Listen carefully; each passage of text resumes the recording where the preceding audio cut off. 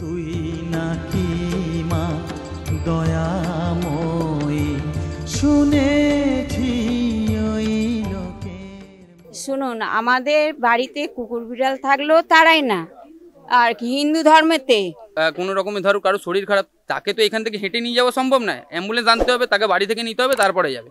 ওনাদের এইসবের কোনো দায়িত্ব নেই। আপনি কি করবেন বাইরে, আপনি মরবেন, যা আপনারা করুন। এই মন্দিরের কি ইতিহাস, এই মায়ের কি ইতিহাস আদতেও সত্যি কেউ জানে না। বর্তমানে মন্দির বন্ধ।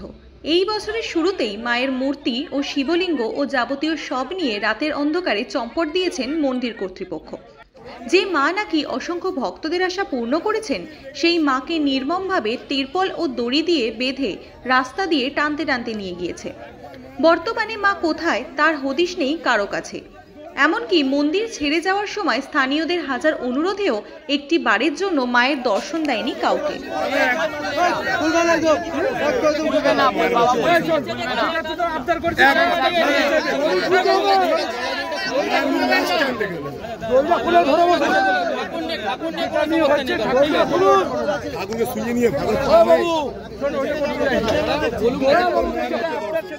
শুনুন, আমাদের বাড়িতে কুকুর বিড়াল থাকলেও তারাই না, আর কি হিন্দু ধর্মেতে। কিন্তু মাকে যে নিয়ে গেল পৌষ মাসে ফার্স্ট দিনে, কি করে এরা নিয়ে গেল? নিয়ে যাওয়ার মতন তো নিয়ে যায়নি মাকে। আদৌ এরা হিন্দু না ব্রাহ্মণ বোঝা মুশকিল। এরা না হচ্ছে নাপিত, এনারা ব্রাহ্মণ নয়। সবথেকে বড় কথা কি, এই মন্দিরের কি ইতিহাস, এই মায়ের কি ইতিহাস আদতেও সত্যি কেউ জানে না। কিন্তু ছোট থেকে খেলে বড় হয়েছি। যিনি ওই বাড়িতে থাকতেন তিনি ছিল একজন ডাক্তারবাবু, ঠিক আছে। ডাক্তারবাবু, ওনার ওয়াইফ আর দুটো মেয়ে ছিল। তো উনি এক্সপায়ার করে যায়। আর তারপরে যখন 2020 শেষের দিকে আসার 21 থেকে এরা পুজোটা স্টার্ট করে, মানে মন্দির স্থাপনা করে।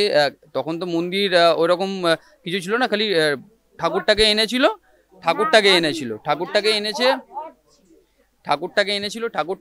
ওই ডেটেই, যে অক্টোবর মাসের 5 তারিখে এনেছিল 2021-এর। তখন নর্মালি সবাই আমরা যেমন আমাদের লোকাল ছেলেরা থাকি, গেছি, ওদের সাথে সহযোগিতা করেছি, খাবার দেওয়া, যেমন ওদের ভোগ দেওয়া করিয়েছি, যা যা হেল্প লাগে আমরা নিজেরাই করেছি।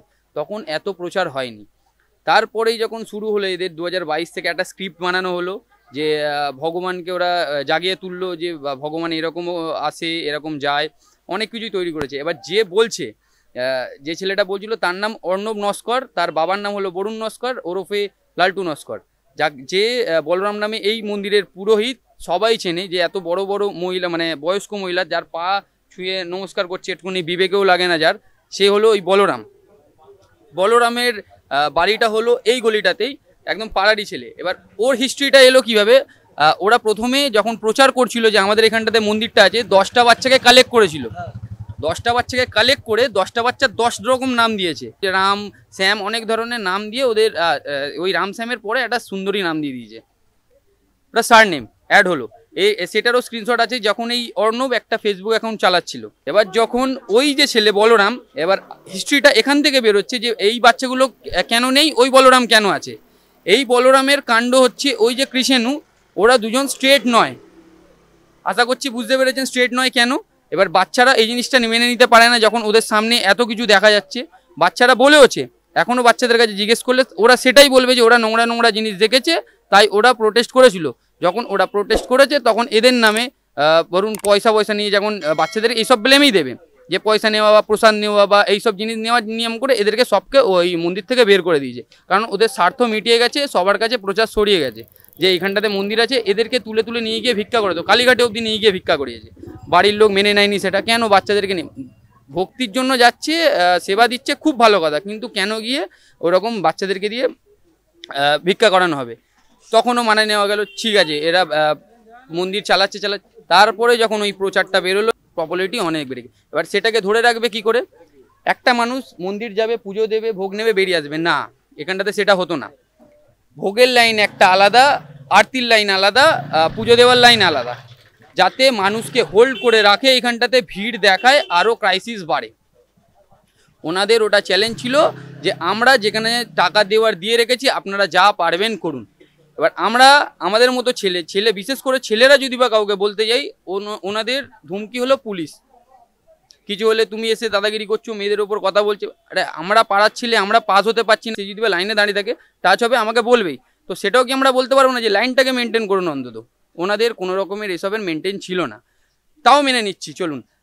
এত যখন হাজার হাজার দর্শক আসছে, দর্শকের যখন পুজোর প্রসাদ দেন সেটার ভোগের প্লেট থাকে, সেটা হয়তো দেখেছেন, একটা ডাস্টবিনের মধ্যে হয় না। ডাস্টবিন রাস্তায় যখন থাকে এই অবধি পুরো ডাস্টবিনের লাট থাকে, এই পুরো রাস্তার এরিয়াটা চারিদিকে ডাস্টবিনের ওই প্লেট ছড়িয়ে থাকে। এগুলো কে মেনে নেবে? কোনো রকমের ধরো কারো শরীর খারাপ, তাকে তো এখান থেকে হেঁটে নিয়ে যাওয়া সম্ভব নয়, অ্যাম্বুলেন্স আনতে হবে, তাকে বাড়ি থেকে নিতে হবে, তারপরে যাবে। ওনাদের এইসবের কোনো দায়িত্ব নেই। আপনি কি করবেন বাইরে, আপনি মরবেন, যা আপনারা করুন, ভেতরে আমাদেরটা আমরা দেখব। এসবের কোনো গুরুক্ষেপ ছিল না। এটাই হলো ওনাদের মেন উদ্দেশ্য, যে আমরা আমাদের ভেতরে যে ব্যবসা চালাচ্ছি চালিয়ে যাব। এবার ব্যবসার দিক থেকে আসি, ছেলেগুলো জানলো কিভাবে? আমরা যখন পাড়ায় দাঁড়িয়ে থাকি, অনেক মানুষ আছে, এবার সবাই তো আর মুখ ফুটে বলতে পারে না, আর সবসময় আমরা ক্যামেরা নিয়ে দাঁড়িয়ে থাকবো না যে আপনি বলুন বলুন আপনার সাথে কি হয়েছে, এটা কখনো সম্ভব নয়। এবার অনেক মানুষ আছে, একটা ভদ্রমহিলা, মানে মহিলা ভালো বলুন, তিনি এজেড আছে, ওনার ভালো একদম দেখে হাতে নাথিংয়ের ফোন, সে নিয়ে যখন এসেছে তিনি কাঁদতে কাঁদতে বলছে আমাকে ঘাড় ধাক্কা দিয়ে বের করে দিয়েছে। উনি খালি বলেছিল যে আমার একটুখানি সময় লাগবে, আমার গাড়ি আসছে, একটুখানি স্টে করানোর জন্য, তাও দেয়নি তাকে। কারণ তাদের যে ভেতরের হিসাব কিতাব এত কিছু চলছে সব জেনে যাবে বলে, তারা তাদের ওই সার্কেলের মধ্যে কাউকে ইন করাবে না, এমন র্যাকেট চলতো। দুতলার কথা তো বাদই দিলাম, কারোর পারমিশন নেই দুতলায় যাওয়ার। এই দেখে কি রাগ হচ্ছে? প্রতারিত লাগছে? চোখ রাখুন মন্দিরের নামেই আর কি চলছিল।